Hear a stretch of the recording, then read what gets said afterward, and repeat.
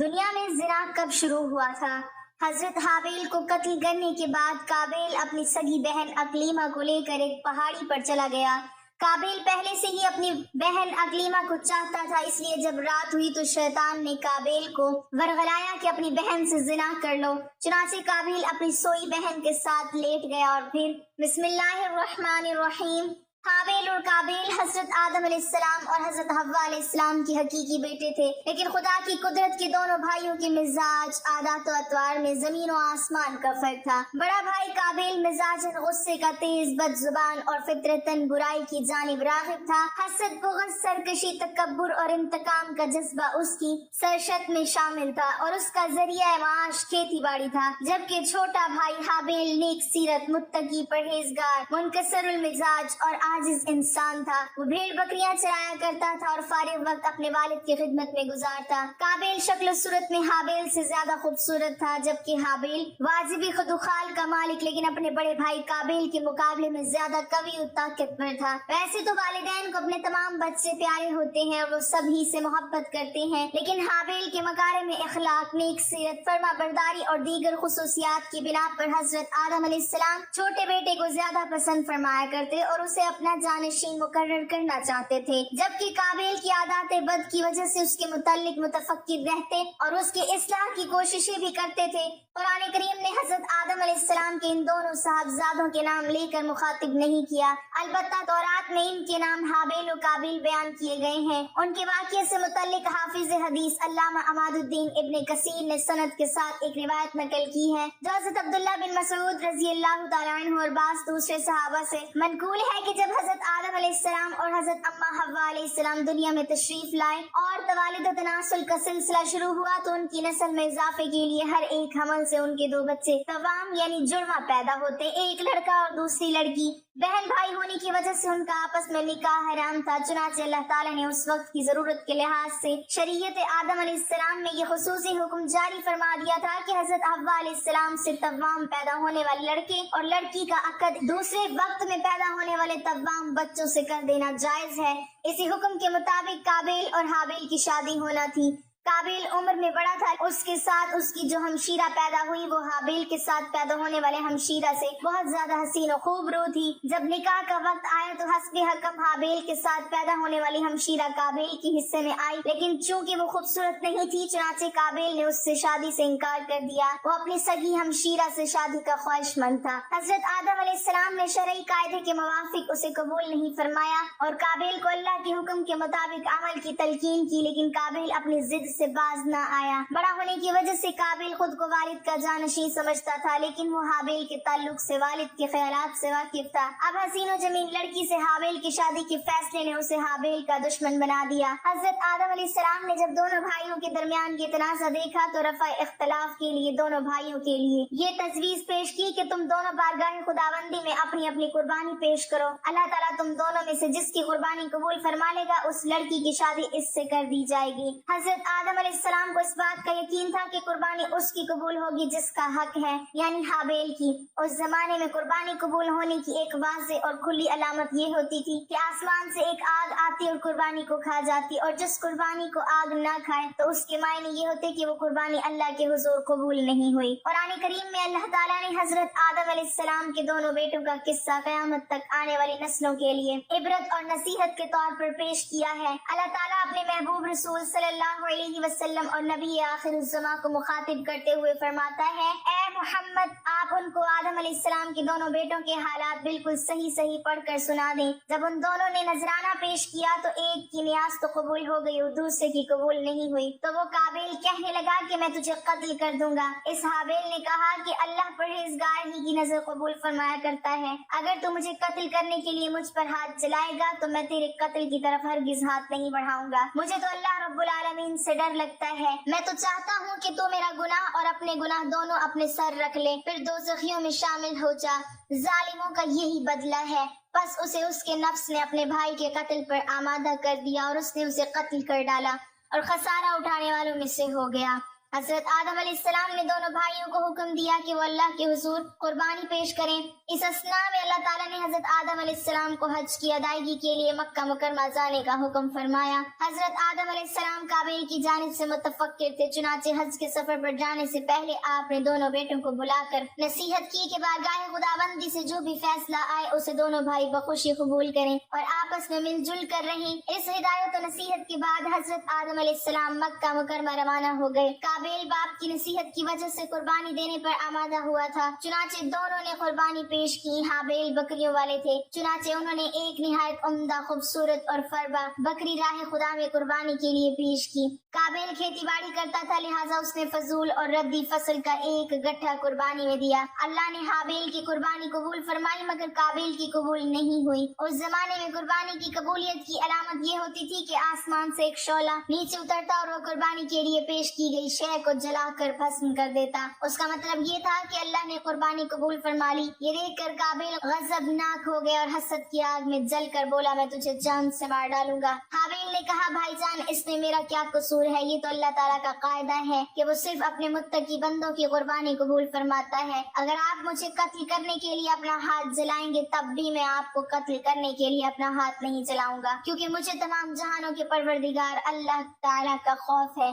اگر آپ اس انتہا تک پہنچ جائیں گے کہ مجھے قتل ہی کر دیں گے تو آپ اپنے گناہوں کے ساتھ ساتھ میری خطاؤں کا بھی بوجھ اپنے سر اٹھائیں گے۔ ایک بے گناہ انسان کو قتل کرنے والا گویا مقتول کے تمام گناہوں کا بوجھ بھی اپنے سر اٹھا لیتا ہے۔ اس طرح میرے گناہوں کا وبال بھی آپ کے سر ہوگا اور میرے لیے تو یہ کوئی گھاٹے کا سودا نہیں ہے، البتہ اس جرم کی وجہ سے آپ جہنمی ہو جائیں گے۔ ان الفاظ کے بین السطور اس کے ضمیر کی کشمکش کا مکمل نقشہ موجود ہے۔ ایک طرف اللہ کا خوف، نیکی کا جذبہ، خون کا رشتہ، اور دوسری طرف شیطانی ترغیب، حسد کی آگ اور نفسانی خواہش کی اکساہٹ، اور پھر بالآخر اس اندرونی کشمکش میں اس کا نفس جیت ہی گیا اور اس نے بھائی کو قتل کر ڈالا، جس سے وہ نقصان پانے والوں میں سے ہو گیا۔ قابیل نے حابیل کو کیسے قتل کیا؟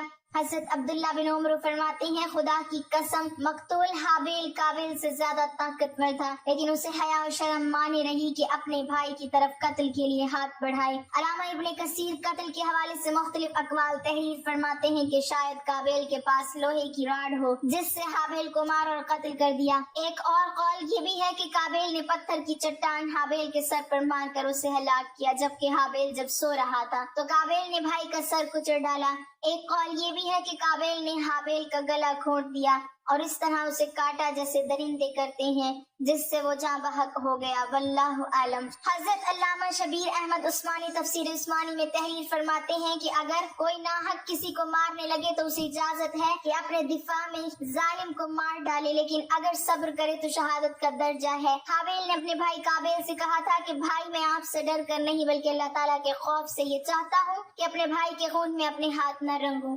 قرآن مجید میں مذکور شادی کا کوئی تذکرہ ہے نہ حضرت آدم علیہ السلام کے صاحبزادوں حابیل اور قابیل کے نام موجود ہیں، بلکہ ناموں کے بجائے آدم علیہ السلام کے دو بیٹوں کہہ کر پکارا گیا ہے۔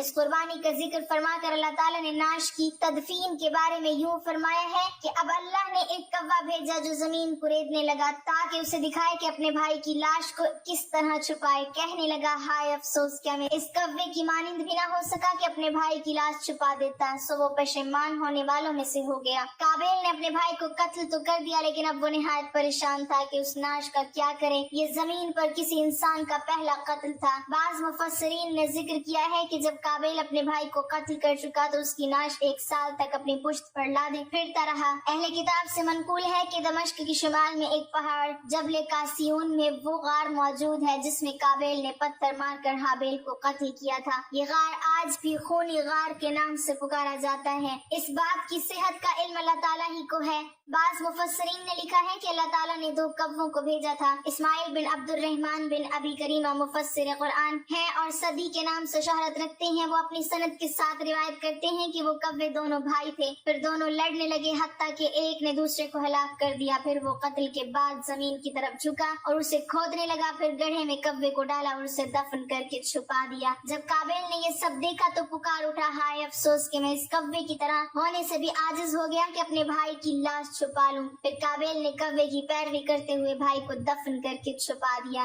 अहले सीर लिखते हैं कि हजरत आदम अलैहिस्सलाम को अपने फर्जंद हाबिल के कत्ल का सख्त रंजो गम था, क्योंकि वो उनका जानशीन था। हजरत आदम अलैहिस्सलाम इसकी याद में 40 साल तक रोते रहे, यहाँ तक कि अल्लाह ने उन्हें हाबिल के बदले एक निहायत नेक और सादतमंद फर्जंद अता फरमाया। हजरत आदम और हजरत अव्वा अलैहिस्सलाम ने उनका नाम शीस रखा, जिसके मायने है अल्लाह का अतिया। हजरत शीस को अल्लाह ताला ने नबूवत से सरफराज फरमाया। हाबिल की नाश दफनाने के बाद काबिल को वालिद के गुस्से का खौफ था, चुनाचे शैतान के मशवरे पर वो यमन फरार हो गया, जहाँ उसने सुकूनत इख्तियार कर ली और वालिद के दीन हक को छोड़कर पहले आतिश परस्ती बाद अज़ा बुत परस्ती शुरू कर दी।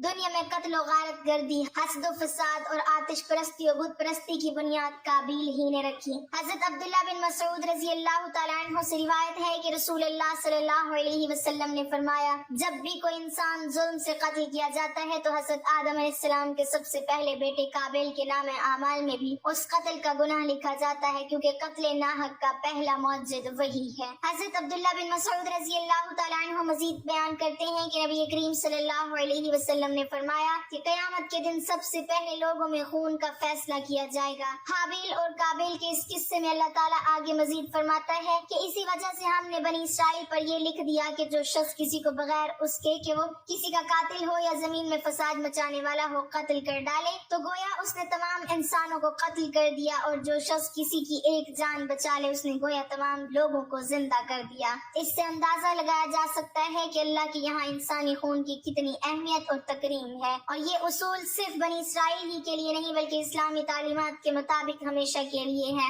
अल्लामा इब्न कसीर फरमाते हैं कि काबिल को हाबिल के कत्ल नाहक की दुनियावी सजा फौरी तौर पर इस तरह दे दी गई कि उसकी पिंडली उसकी रान के साथ चिमट गई, और जिस तरफ सूरज का रुख होता उसका चेहरा भी अज खुद उधर ही घूम जाता। अपने भाई के साथ हसद, सरकशी और गुनाह की वजह से उसे ये रुसवाई और अजाब मिला, जबकि आखिरत का अजाब सख्त और अपनी जगह कायम है। हजरत मौलाना मुफ्ती मोहम्मद शफी कुरान करीम में बयान किए गए किस्सों से मुताल्लिक फरमाते हैं कि अहले नजर जानते हैं कि कुरान करीम कोई किस्सा, कहानी या तारीख की किताब नहीं है कि जिसका मकसद किसी वाक़े को अव्वल से आखिर तक बयान करना हो, लेकिन माजी के वाक़यात और गुज़श्ता अक़वाम के कस्स अपने दामन में बहुत सी इबरतें और नसीहतें रखते हैं। यही तारीख की असल रूह है, और उनमें बहुत से हालात और वाक़यात ऐसे भी हैं जो मुख्तलिफ अहकाम शरीया की बुनियाद हैं। उन्हीं फवाइद के पेश नजर कुरान करीम का असलूब हर जगह ये है कि मौका ब मौका कोई वाक़या बयान करता है, और अक्सर पूरा वाक़या भी एक जगह बयान नहीं करता, बल्कि इसके जितने हिस्से से उस जगह का कोई मकसद ताल्लुक हो तो उसका वही टुकड़ा वहाँ बयान कर दिया जाता है। हजरत आदम अलैहिस्सलाम के 2 बेटों का किस्सा भी इसी असलूब पर नकल किया जा रहा है। इसमें मौजूद और आने वाली नस्लों के लिए बहुत सी इबरत और मवाइज़ हैं, और इस ज़िमन में बहुत से अहकाम शरीया की तरफ इशारा किया गया है। अल्लामा इब्न कसीर उलूसी और कर्तबी ने तफासीर में लिखा है कि हजरत हव्वा अलैहिस्सलाम को हर हमल से जुड़वा बच्चे पैदा होते थे, एक बेटा और एक बेटी। ये दोनों सगे बहन भाई होते थे, जबकि पहले हमल से पैदा होने वाला बेटा दूसरे हमल से पैदा होने वाली बेटी से शादी कर सकता था। हजरत आदम अलैहिस्सलाम की सलबी औलाद के दरमियान एक बतन का दूसरे बतन से निकाह जायज था। जब हजरत आदम और हव्वा दुनिया में आए और तवालिद और तनासुल का सिलसिला शुरू हुआ तो हर एक हमल से उनके 2 बच्चे पैदा हुए, एक लड़का और दूसरी लड़की। उस वक्त जबकि हजरत आदम अलैहिस्सलाम की औलाद में सिवाय बहन भाइयों के कोई और न था, और बहन भाई का आपस में निकाह नहीं हो सकता, तो अल्लाह ताला ने उस वक्त की जरूरत के लिहाज से शरीयत आदम अलैहिस्सलाम में ये खुसूसी हुक्म जारी फरमाया था कि एक हमल से जो लड़का और लड़की पैदा हो वो आपस में हकीकी बहन भाई समझे जाएंगे और उनके दरमियान निकाह हराम होगा। लेकिन दूसरे हमल से पैदा होने वाले लड़के के लिए पहले हमल से पैदा होने वाली लड़की हकीकी बहन के हुक्म में नहीं होगी, बल्कि उनके दरमियान रिश्ता जायज होगा। हजरत आदम अलैहिस्सलाम की शरीयत में जरूरत तवालिद और तनासुल की वजह से ये जायज था, इसके अलावा और कोई शक्ल न थी। उसको अल्लाह ताला ने उस वक्त जायज फरमाया था चूंकि बाद में इसकी जरूरत न रही, इसलिए फिर हजरत आदम अलैहिस्सलाम के बाद आने वाली हर शरीयत में इसको मना कर दिया गया कि कोई बहन भाई आपस में शादी नहीं कर सकता। काबिल के साथ जो लड़की पैदा हुई वो बेइंतहा खूबसूरत थी, जबकि हाबिल के साथ जो लड़की पैदा हुई वो इतनी खूबसूरत न थी। हजरत आदम अलैहिस्सलाम की शरीयत के मुताबिक जब ये जवान हुए तो काबिल की शादी हाबिल की बहन से होनी थी और हजरत हाबिल की शादी काबिल की बहन से होनी थी, लेकिन काबिल अपनी ही बहन को पसंद करने लगा और वो उसी से शादी करना चाहता था, जबकि शरीयत आदम में इसकी ममानियत थी कि एक ही हमल से पैदा होने वाले बच्चों की शादी आपस में नहीं हो सकती। لہٰذا جب یہ صورتحال زیادہ بگڑ گئی تو حضرت آدم علیہ السلام نے ان دونوں کو اللہ کی راہ میں قربانی پیش کرنے کو کہا اور بتایا کہ جس کی قربانی کو آسمان سے آ کر کھا جائے تو سمجھنا کہ اس کی قربانی قبول ہو گئی۔ قابیل کھیتی باڑی کا کام کرتا تھا، حضرت حابیل علیہ السلام بکریاں چرایا کرتے تھے۔ حضرت حابیل علیہ السلام نے اللہ تعالیٰ کے سامنے ایک بکری کا بچہ پیش کیا اور قابیل نے بھی اللہ تعالیٰ کی بارگاہ میں قربانی رکھ دی، چنانچہ حضرت حابیل کی قربانی قبول ہو گئی۔ ایک دن قابیل نے غصے میں آ کر حضرت حابیل علیہ السلام کو پتھر مار کر قتل کر دیا۔ پھر شیطان قابیل کے پاس آیا اور اس کو گھر سے بھاگنے کے لیے کہا۔ شیطان کہنے لگا اگر تم یہاں رہو گے تو تمہیں تمہارا باپ مار ڈالے گا۔ بس اسی قتل کے ڈر سے قابیل اپنی سگی بہن اقلیمہ کو لے کر یمن کی پہاڑیوں میں جا بسا۔ اصل میں شیطان کو یہ ڈر تھا کہ کہیں قابیل توبہ کر کے حضرت آدم علیہ السلام کا تابعدار بیٹا نہ بن جائے۔ پہاڑیوں میں جا کر نسل قابیل خوب بڑھنے لگی اور وہاں اس کی کثیر اولاد ہوئی۔ قابیل اور اس کی اولاد نے ہی سب سے پہلے آتش پرستی اور پھر شیطان کے بہکاوے میں آ کر بت پرستی شروع کر دی۔ دنیا میں قتل و غارت، حسد و فساد اور بت پرستی کی بنیاد قابیل ہی نے رکھی۔ حضرت عبداللہ بن مسعود رضی اللہ تعالیٰ عنہ سے روایت ہے کہ حضور نبی اکرم صلی اللہ علیہ وسلم نے فرمایا دنیا میں جب بھی کوئی ظلم سے قتل ہوتا ہے تو اس کا ایک گناہ حضرت آدم علیہ السلام کے بیٹے قابیل کی گردن پر ضرور ہوتا ہے، اس لیے کہ یہ وہ شخص ہے جس نے ظالمانہ قتل کی ابتدا کی اور یہ ناپاک طریقہ جاری کیا۔ اس دن کے بعد حضرت آدم علیہ السلام مسلسل پریشان رہنے لگے۔ حضرت آدم علیہ السلام اللہ تعالیٰ کی بارگاہ میں دعا کرتے تھے یا اللہ تعالیٰ مجھے نیک اولاد عطا فرما۔ اللہ تعالیٰ نے حضرت آدم علیہ السلام کی دعا قبول فرماتے ہوئے حضرت آدم علیہ السلام کو ایک لڑکا عطا فرمایا جس کا نام حضرت شیس علیہ السلام تھا۔ حضرت شیس علیہ السلام جوان ہوئے تو حضرت آدم علیہ السلام نے اپنا جانشین حضرت شیس علیہ السلام کو مقرر کر دیا۔ ان کو حکم دیتے ہوئے کہا کہ اپنے بھائی قابیل سے ہمیشہ دور رہنا۔ جب حضرت آدم علیہ السلام کا وصال ہوا تو اللہ تعالیٰ کی طرف سے بے شمار فرشتے زمین پر نازل ہوئے۔ انہوں نے حضرت شیس علیہ السلام کو اپنے باپ کو دفن کرنے کا طریقہ بتایا۔ اس کے بعد حضرت حوا کا بھی وصال ہو گیا۔ اس کے بعد زنا کی شروعات ہوئی۔ اس کے بعد ایک وادی میں قابیل اور اس کی اولاد رہنے لگی۔ شیطان ایک آدمی کی شکل میں ان کے پاس آتا۔ شیطان نے ان دونوں کو عیش و عشرت میں لگا دیا۔ شیطان نے ان کو ایسے ایسے کپڑے اور گانے بجانے کے طریقے سکھائے کہ وہ کبھی بھی ان کو نہ بھول سکے۔ انہوں نے ایک دن میلے کے لیے مقرر کیا جس پر وہ برہنہ عورتیں اور مرد اکٹھے شرکت کرتے۔ اس میلے پر طرح طرح کے گانے اور موسیقی کی آوازیں آتی تھیں۔ اس طرح جو شخص مومن تھا ان کو بھی یہ آوازیں سنائی دیتی تھیں۔ ایک دن ایک مومن کے دل میں خیال آیا کہ میں یہ سب کچھ قریب سے دیکھنا چاہتا ہوں۔ ایک دن وہ مومن اپنے ساتھیوں سے چوری وہاں سے نکلا اور قابیل کے لوگوں کے پاس آ گیا۔ اس نے دیکھا کہ قابیل کی اولاد بے حیائی اور فضول کاموں میں لگی ہوئی تھی۔ اس شخص نے وہاں جا کر دیکھا تو وہ عورتیں بہت ہی خوبصورت اور حسین تھیں۔ اس حوالے سے روایت میں آتا ہے کہ حضرت شیس اور ان کے ساتھی بہت ہی حسین و جمیل نوجوان تھے۔ ان کی نسبت ان کی عورتیں زیادہ پیاری نہ تھی۔ قابیل کی اولاد میں لڑکیاں تو بہت ہی پیاری تھی لیکن ان کی نسبت مرد زیادہ حسین و جمیل نہ تھے۔ وہ شخص قابیل کی اولاد اور عورتوں سے بہت ہی متاثر ہوا۔ اس کے بعد وہ واپس آ گیا۔ اس نے مومنین کو بھی ان کی عورتوں کے بارے میں بتایا۔ ان میں سے جو کمزور ایمان والے تھے وہ قابیل کی اولاد کی طرف ہجرت کرنے لگ گئے۔ کافی حد تک مومن لوگ بھی قابیل کے فتنے میں داخل ہوتے گئے اور فضول کاموں میں شامل ہوتے جا رہے تھے۔ اس طرح وہ ایک دوسرے کی طرف مائل ہوتے گئے جہاں سے زنا جیسے کبیرہ گناہ نے جنم لیا۔ روایات میں آتا ہے کہ حضرت شیس علیہ السلام کے ساتھ رہنے والے ساتھیوں کی تعداد بہت ہی کم رہ گئی تھی، جو کہ قابیل کا گروہ کافی مضبوط اور طاقتور ہو چکا تھا۔ وہ حضرت شیس اور ان کے ساتھیوں کو تنگ کرتے رہتے تھے، ان کو طرح طرح کی تکلیفیں دیا کرتے تھے۔ حضرت آدم علیہ السلام نے وفات کے وقت حضرت شیس علیہ السلام کو نصیحت کی تھی، اے میرے جانشین میرے بعد تقوی اختیار کرنا اور اپنی نسل کو قابیل سے پاک رکھنا۔ ایسا ہی ہوا۔ حضرت شیس نے شادی سے انکار کیا جس پر قابیل کے بیٹے حضرت شیس کی اولاد میں سے لڑکی کو اٹھا کر لے گئے، جس پر حضرت شیس نے اللہ کے حکم سے قابیل کے لشکر پر حملہ کیا اور ان کو تہس نہس کر کے لڑکی کو آزاد کروا لیا۔ مسلمان، یہودی اور عیسائی اس بات پر متفق ہیں کہ اس وقت دنیا میں جتنے بھی لوگ موجود ہیں وہ نسل شیس علیہ السلام سے ہیں، کیونکہ حابیل 20 سال کی عمر میں شہید کر دیے گئے اور ان کا کوئی جانشین نہ تھا۔ قابیل اور اس کی اولاد شیطان کی پیروکار بنی جس کو طوفان نوح میں غرق کر دیا گیا تھا۔ اس لیے نسل انسانی صرف اور صرف حضرت آدم علیہ السلام کے تیسرے بیٹے حضرت شیس علیہ السلام سے ہے۔ اگر دیکھا جائے تو زنا اس وقت ہی شروع ہو گیا تھا جب قابیل اپنی بہن اقلیمہ کو لے کر وہاں سے بھاگ گیا تھا۔ اس نے اپنی بہن کے ساتھ ہی اپنی اولاد کو جنم دیا۔ اللہ تعالی ہمیں ہر گناہ سے محفوظ رکھے، ہمیں نیک اعمال کرنے کی توفیق عطا فرمائے اور ہمارا خاتمہ ایمان پر فرمائے، آمین۔ ناظرین، کمنٹ باکس میں اللہ تعالیٰ کے 99 ناموں میں سے ایک نام ضرور ٹائپ کریں۔